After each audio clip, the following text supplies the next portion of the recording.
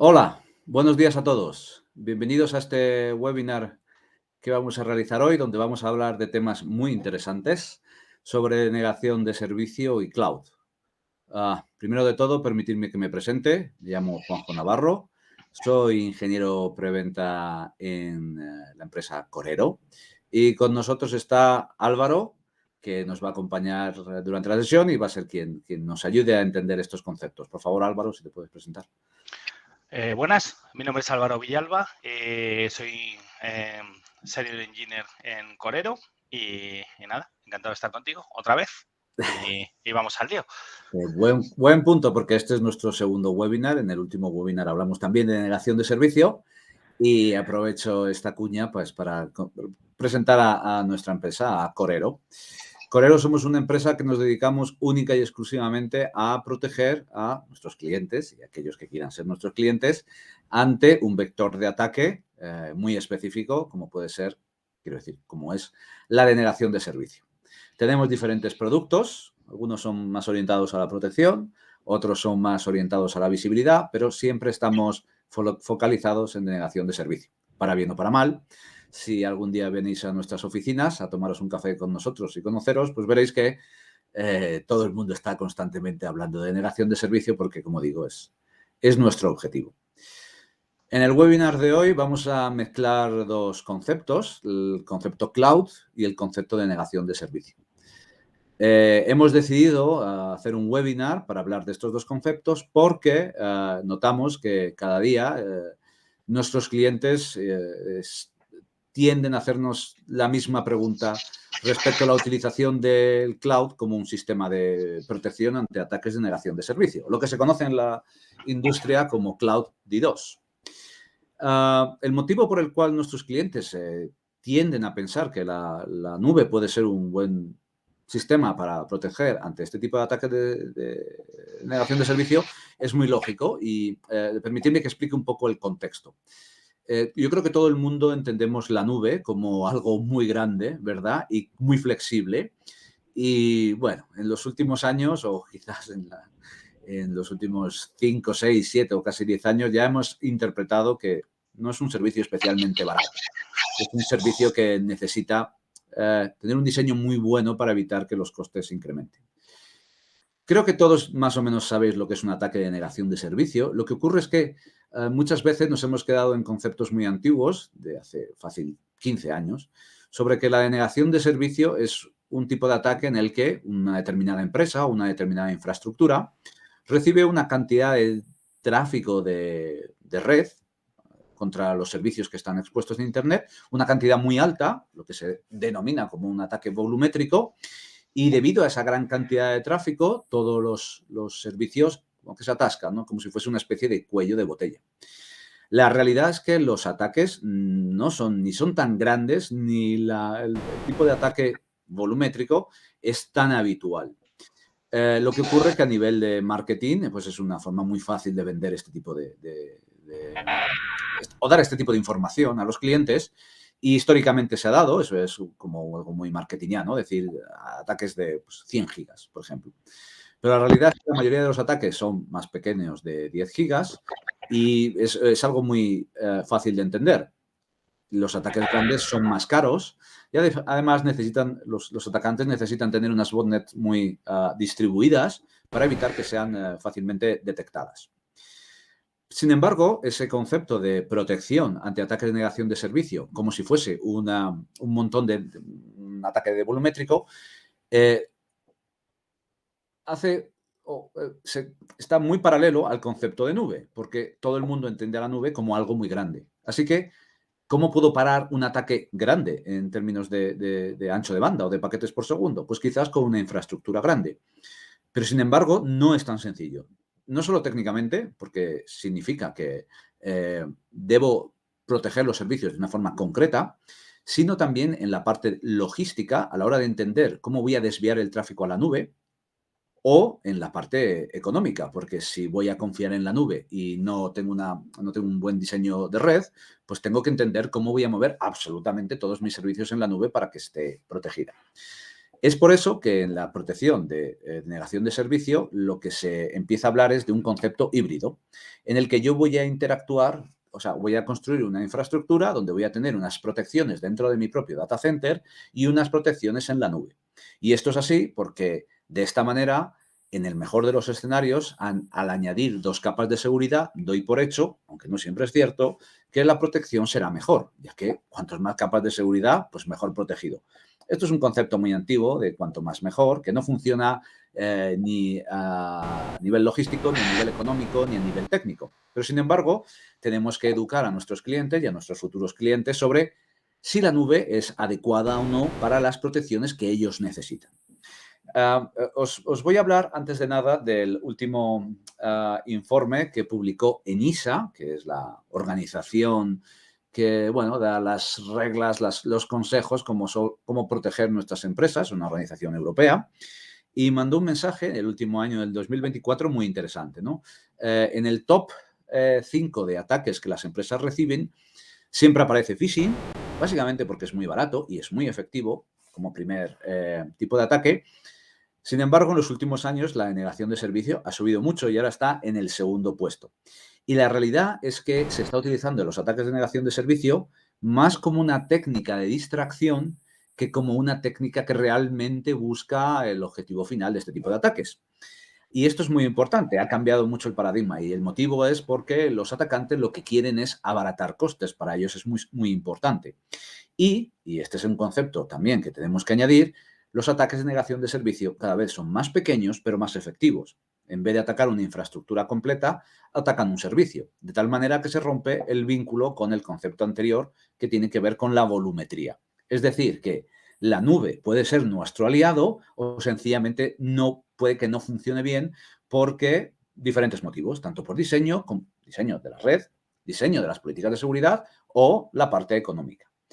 Entonces, permitirme que ahora voy a empezar a preguntarte, Álvaro, ¿me puedes hablar un poco de los diversos modelos de arquitectura, de protección que existe de negación de servicio, un poco para que todos nuestros oyentes puedan conocer qué diferentes formas existen, más o menos con cloud, sin cloud, en fin?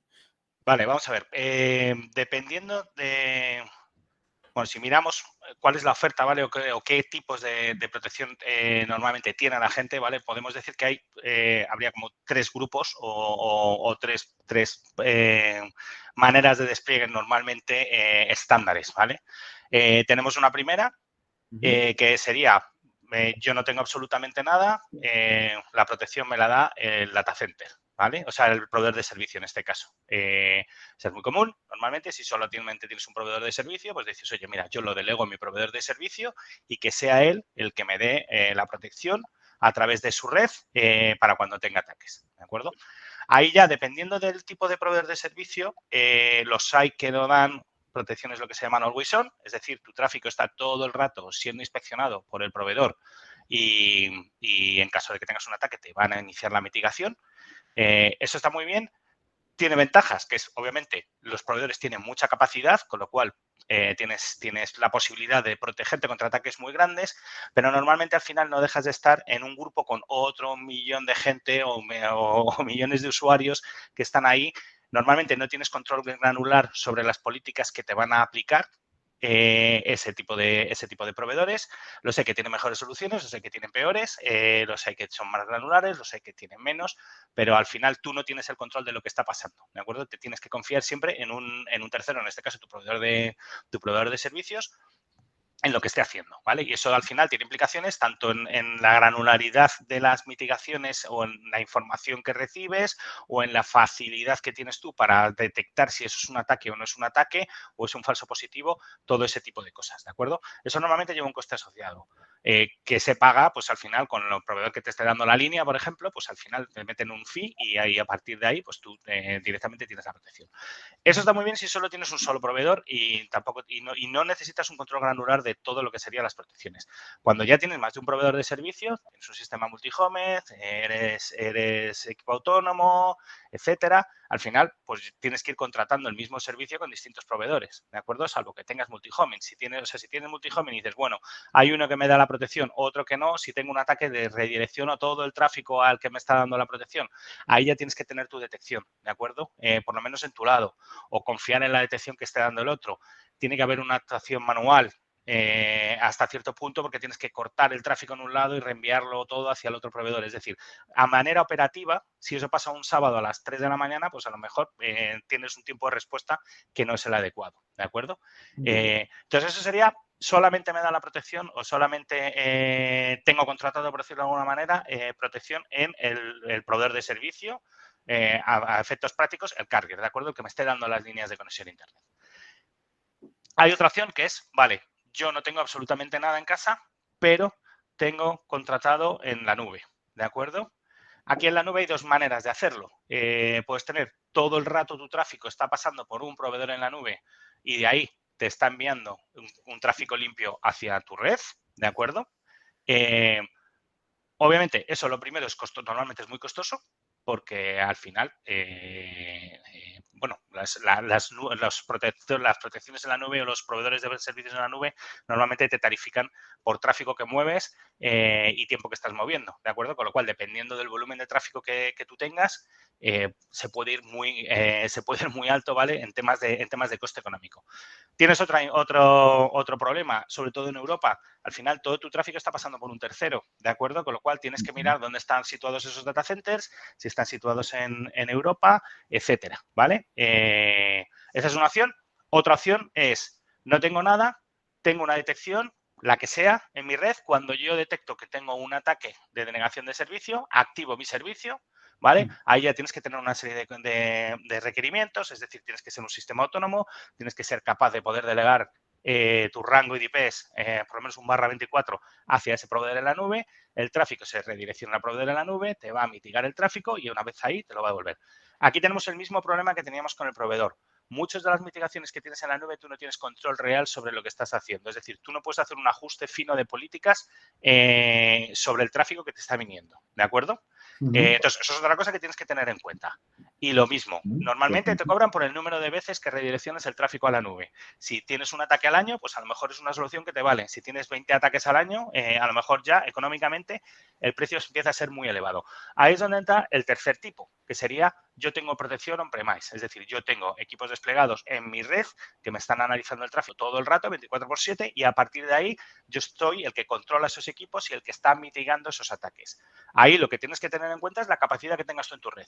Tú vas a ser capaz de mitigar tanto como ancho de banda tengas. Es decir, si tú tienes 10 gigas de tráfico, vas a ser capaz de mitigar 10 gigas de tráfico. Si tienes 400, vas a poder mitigar 400. A más tráfico, más appliance o más hardware vas a tener que desplegar, obviamente, en local. Entiendo. El punto en el que íbamos es los sistemas híbridos, ¿de acuerdo? Al final, un sistema híbrido, ¿cuál es? Y cuál que es al final es el perfecto. Es aquel en el que yo soy capaz de tener una protección en mi red que me esté midiendo todo el rato qué es lo que está pasando, donde yo sea capaz de poner políticas de ajuste fino y tener un total control sobre lo que está pasando en mi red, y en el momento en el que, por lo que sea, si tengo un ataque y la capacidad de mi red está llegando a la extenuación, yo ser capaz de poder activar una protección de un tercero, ya bien sea a través del proveedor o ya bien sea en la nube, de manera que ese tráfico excedente de la capacidad que tiene mi red yo lo pueda limpiar fuera de mi casa, por decirlo de alguna manera. Esa es la solución óptima, ¿de acuerdo? Porque además eso te permite, por un lado, tener control de los ataques. Como decías tú, la mayoría de los ataques son de poco volumen, con lo cual en el 99% de los ataques los vas a, si tienes 10 gigas, 20 gigas en casa o más, vas a poder gestionarlos tú en casa. En el caso que tengas un ataque que supere esa capacidad, vas a tener capacidad de respuesta para primero mandarlo a la nube y mandar únicamente aquello que quieras, ¿de acuerdo? Si es el proveedor, a lo mejor te deja hacer solo un /32. Si estás en una solución en cloud pura y dura, vas a tener que redireccionar una subred entera, eso sí. ¿Vale? Entiendo. Entonces, por resumir, parece que tenemos como tres escenarios. Una nube todopoderosa que puede funcionar como un sistema que va a ser el primero que lo analice. Utilizar a mi proveedor de servicios, que va a ser una especie de limpieza, vamos a llamarlo, del cable que se conecta a mi infraestructura. Correcto. Y luego una tercera que sería instalar en mi propia infraestructura un equipo que voy a administrar yo o algún especialista para tener la mayor granularidad posible. Esto es muy interesante porque lo que estamos viendo es que el tema del despliegue de las políticas, la granularidad, el tiempo de detección, el tiempo de acción en la parte de protección y la capacidad de sostener el ataque son conceptos que se entremezclan entre ellos y entiendo que serán los que, pues, cuando hagamos el diseño de la solución, tendremos que interpretar.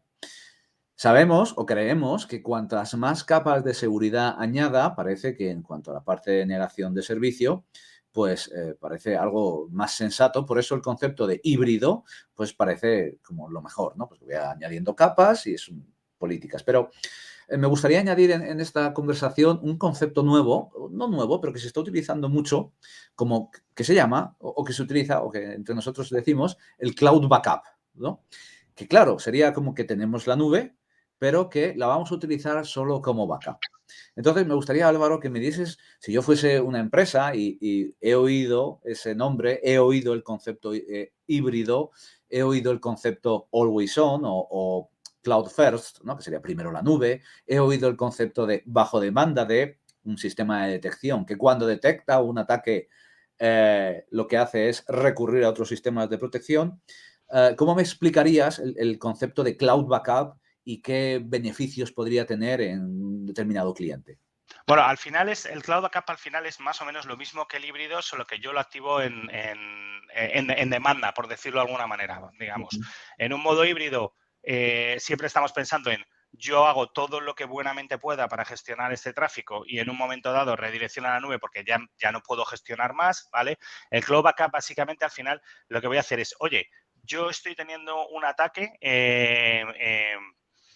que a lo mejor me está perjudicando no solo a ese cliente porque está afectando a otros clientes. Al final, muchas veces en los ataques lo que tienes que ver son las líneas sobre las que estás pasando. Si tú tienes una línea de 100 gigas, aunque estés limpiando los 100 gigas de tráfico, si se te satura el canal, al final puedes tener afectados a cierta gente, ¿de acuerdo? Entonces, al final, el Cloud Backup básicamente es decir, yo tengo la posibilidad de en un momento dado activar la nube on demand cuando yo quiera, ¿de acuerdo? Para poder básicamente despejar la gestión de mi lado y decir, vale, a partir de aquí hay ciertas cosas, volumétricos, por ejemplo, que me voy a quitar en la nube, pero yo sigo teniendo mi capa por detrás, ¿de acuerdo? Con lo cual, al final, lo que me va a hacer es de primera barrera, por decirlo de alguna manera, ante el tráfico, que a lo mejor es muy sencillo de parar o de bloquear, pues normalmente cuando los tráficos son muy excesivos, tienen un patrón muy claro, ¿de acuerdo? Entonces, al final, suele ser más sencillo de mitigar, que esa es otra cosa, ¿vale? Lo que hablábamos antes de granularidad. Entonces, vas a tener esa primera capa que te va a poder limpiar, pero tú sigues teniendo una capa de protección debajo, ¿de acuerdo? Y lo vas a hacer única y exclusivamente para aquellas cosas en las que tú quieras que tengas que mitigar, ¿de acuerdo? Entiendo. Eso sobre todo tiene mucho sentido en entornos multicliente, ¿de acuerdo? O sea, si al final yo soy un proveedor de servicios que estoy dándole servicio a otros clientes, tendré clientes que a los que le atacarán mucho más, clientes a los que le atacarán mucho menos. Aunque yo tenga mucha capacidad de red, tú no quieres que en un sitio o en una línea en la que están pasando miles de clientes o millones de clientes, al final esté todo el rato cercano al 90% de saturación, por ejemplo, durante un ataque, porque al final puedes de alguna manera estar afectando a otros clientes, porque tú sabes el canal que te está entrando a ti, pero no sabes los canales que están entrando por otros lados, ¿de acuerdo? Con lo cual, a lo mejor en un mismo rango hay otros proveedores que sí que están teniendo saturación ellos de salida sin que tú lo sepas, porque tú al final ves lo que te llega, no lo que está saliendo en otros lados. En ese caso es mejor decir, vale, yo tengo un Cloud Backup, todo ese tráfico va a ir por otra vía, con lo cual yo aseguro que todos los caminos que llevan a mi red están lo más limpio posibles, ¿de acuerdo? Esto es muy interesante, Álvaro, porque me voy a poner un momento el traje de ingeniero. Cuando estamos acompañando a un cliente en esos momentos de pánico porque hay un ataque y no, pues por lo que sea, el cliente quizás no tenga las protecciones adecuadas o directamente no tenga protecciones, existen lo que se llaman medidas desesperadas. Y la primera medida desesperada que se hacía, cada vez se hace menos, pero es bastante habitual, es lo que se llamaba remote black holing, que viene a expresar que yo tengo un objeto, un activo concreto que está bajo ataque y para evitar el ataque lo que hago es que ese activo lo muevo fuera de mi red. Pero al final ahí lo que estás haciendo es, o sea, si el objetivo del ataque es quitarte del mapa, al final lo que estás haciendo es quitarte tú del mapa, ¿vale? Exactamente. Es Para que como, no se caigan más, básicamente, claro, pero claro, por eso lo llamamos medidas de último recurso. En ese caso, lo que hacemos es como apagar ese servicio de tal manera que no es atacable, pero no es muy eficiente. Con el tiempo se empezaron a utilizar medidas que tenían que ver con geolocalización, como una forma de decir, ok, tengo un ataque y hay un país determinado que normalmente no se suele conectar y la mayoría del ataque viene de este país y, de nuevo, arriesgándome que vaya a bloquear tráfico legítimo, bloqueo un país entero.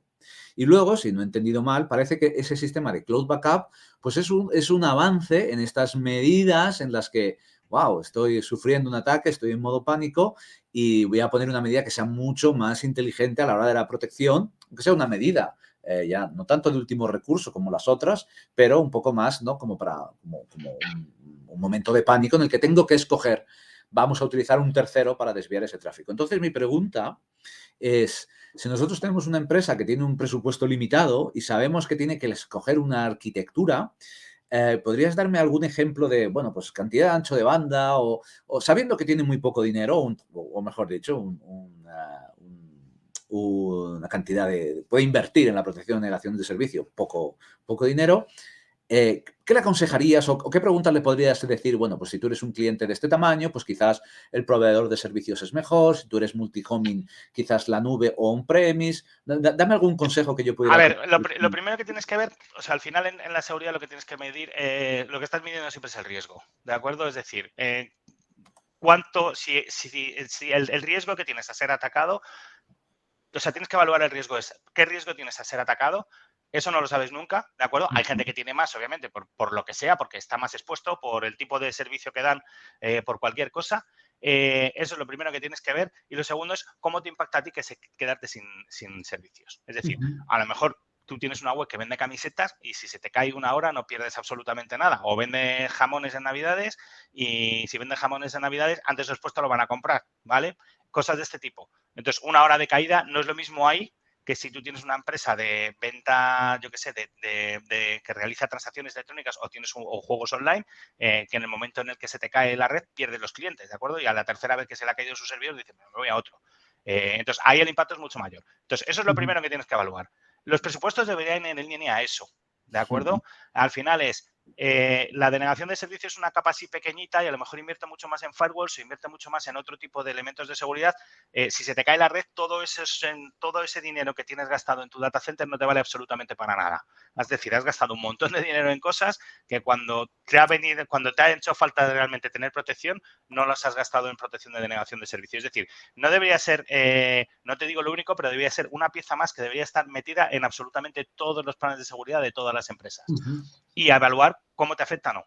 Dicho esto, tienes que ser consciente de qué tienes, ¿vale? No es lo mismo tener 100 gigas que tener una mega, o sea, que tener una giga o que tener 400. No es lo mismo una empresa que tiene un data center en la que están solo sus servicios o un proveedor de servicios que tiene cientos de clientes que están pasando por ahí y le está dando servicios a cables pequeñitos o lo que sea, ¿de acuerdo? O soy un hoster y tengo miles de webs hospedadas en mi lado o simplemente tengo un data center y tengo hospedadas pues 3 webs y la de mi primo, ¿vale? Entonces, eso es lo siguiente que tienes que mirar, es qué capacidad tienes. Si tienes poca capacidad, lo normal, o sea, yo lo que diría es, vale, si no tienes capacidad, probablemente la mejor opción es la de un proveedor de servicios, estilo GTT o el que sea, es decir, el que te está dando el cable a internet, que sea él el que te dé esas capacidades. ¿Por qué? Porque probablemente sea la opción más económica, es la opción que implica menos coste operativo por tu lado, porque al final no tienes que poner a gente especializada, no tienes que desplegar absolutamente nada, ¿vale? Entiendo.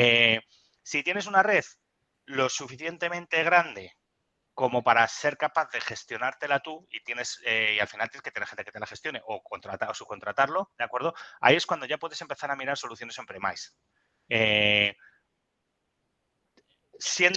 mirando las estadísticas de red, la mayoría de los ataques son de menos de 10 gigas y duran menos de 10 minutos, ¿de acuerdo? Entonces, menos de 10 gigas, menos de 10 minutos implica que si tú tienes solamente una solución en la nube, probablemente para cuando hayas detectado el ataque y estés haciendo la redirección, el ataque ya haya terminado. Eso es importante, ¿de acuerdo? Y encima lo vas a pagar igual porque ya te han hecho la redirección. Y entonces, al final, en la nube tú pagas por redirecciones normalmente, aunque tengas ilimitado, da igual. Hay un periodo y tú no puedes estar redireccionando a Internet moviendo BGP /24 para un lado y para el otro todo el rato. Tienes que estar 24 horas. Es decir, cada vez que redireccionas se te va a quedar ahí por lo menos 24 horas, ¿vale? Entonces, en esos casos, la solución en premise probablemente es lo mejor. La solución ideal es yo tengo una solución en premise y si mi capacidad no es enorme, ¿de acuerdo? Cuando digo enorme es mucha capacidad, es decir, tú evalúas el máximo ataque que puedes tener. Tu máximo ataque a lo mejor puedes decir, bien, a mí el máximo ataque que puede tocarme son 80 gigas. Pues bueno, pues ahí tienes tu capacidad. Nunca lo sabes porque un día sales en la foto por lo que sea y te puede caer un tera, ¿vale? Pero eso es incontrolable. Pero bueno, más o menos te puedes hacer una idea. O sea, como decía esto al principio, los ataques grandes salen en los periódicos, pero no son los comunes y no es lo más normal del mundo, ¿vale? Que no quiere decir que no te vaya a pasar, pero es muy raro, ¿vale? Entiendo. Si eres un proveedor de servicios grande y tienes capacidad grande dentro del on-premise, no tienes que... Hay un concepto antiguo que es el tema del scrubbing, ¿de acuerdo? De yo tengo que tener lavadoras de tráfico que hacen tal. La tecnología ha evolucionado mucho, ¿vale?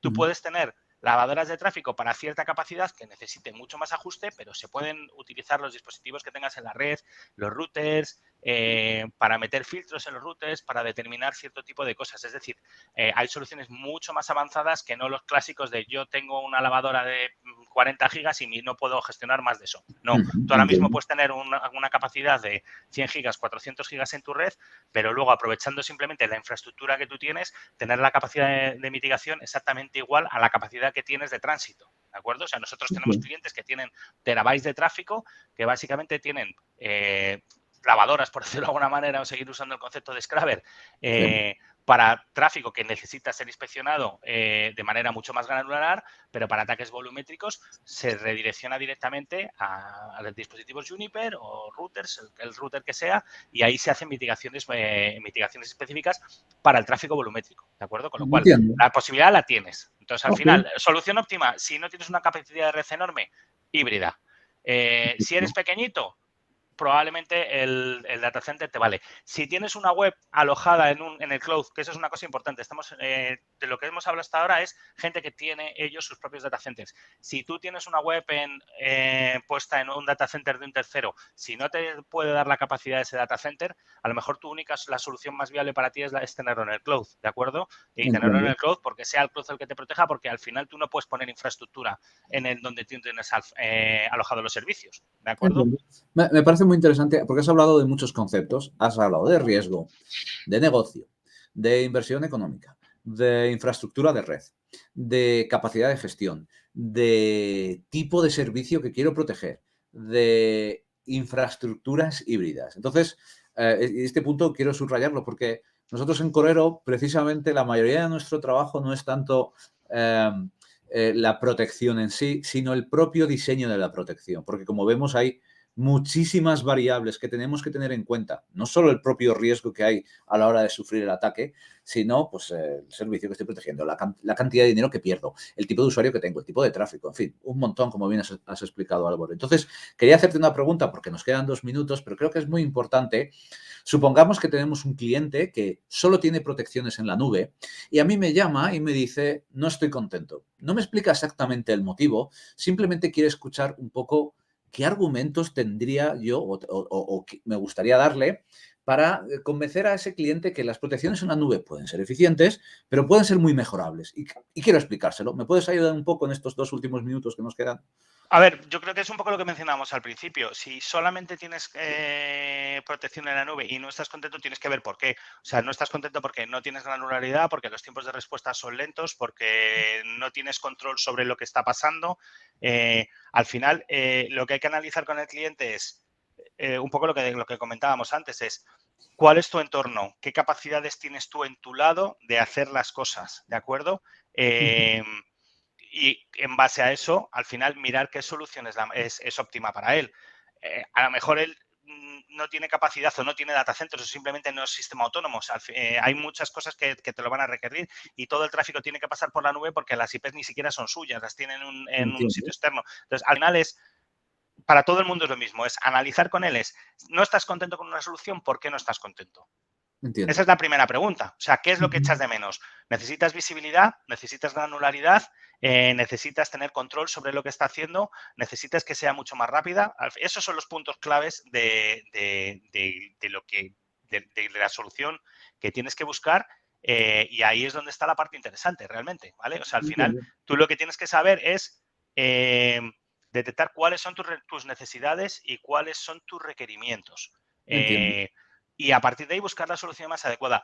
No hay una solución, o sea, al final esto no es de si tienes no hay un prototipo de, vale, pues a ti te toca esto, a ti te toca otro. Habrá gente, a lo mejor con dos empresas con mismos entornos o entornos muy parecidos, que por la tipología de la empresa a unos se le adecua más un tipo de solución y a otros se le adecua a otro. Al final lo que hay que tener claro es, primero, hacer lo que decía al principio, hacer un análisis de riesgo, ver exactamente qué es lo que te puede pasar si tú tienes que sufrir un ataque de este tipo, ¿de acuerdo? Y eso es un argumento que se tiene que usar para la hora de ir a pedir dinero, porque al final nuestros clientes muchas veces no son ellos los que tienen el dinero se lo da alguien dentro de su organización y dice, para seguridad le cae esto y para denegación de servicio tienes esto. No, eso hay que justificarlo y eso hay que justificarlo en el negocio. Hay que justificarlo en el negocio por el impacto que tiene la empresa. Si tú tienes una empresa de medios y se cae 48 horas o 24 horas, la imagen es lamentable, ¿de acuerdo? Y eso tiene un impacto brutal en el negocio. Esas son las cosas que tienes que mover, o sea, que tienes que analizar desde tu lado. Ok, estamos fuera de tiempo, así que por desgracia vamos a tener que parar esta interesante conversación. Hemos aprendido una cosa muy sencilla. Protegerse es difícil, ya no tanto por el vector, que es muy complejo, sino porque la cantidad de variables que tenemos que calcular a la hora de diseñar las protecciones son infinitas. Así que, dicho esto, os invitamos a que os pongáis en contacto con nosotros, con Corero, tanto con Álvaro, conmigo, como con el resto de equipos que tenemos en todo el mundo, para que os ayudemos a interpretar bien lo que son los ataques de negación de servicio y a diseñar esas protecciones. De nuevo, muchas gracias, Álvaro, por tu tiempo. Gracias a ti. Un placer. Siempre vamos corriendo y, de nuevo, gracias a los que estéis escuchándonos y espero tener noticias vuestras. Muchas gracias. Hasta luego.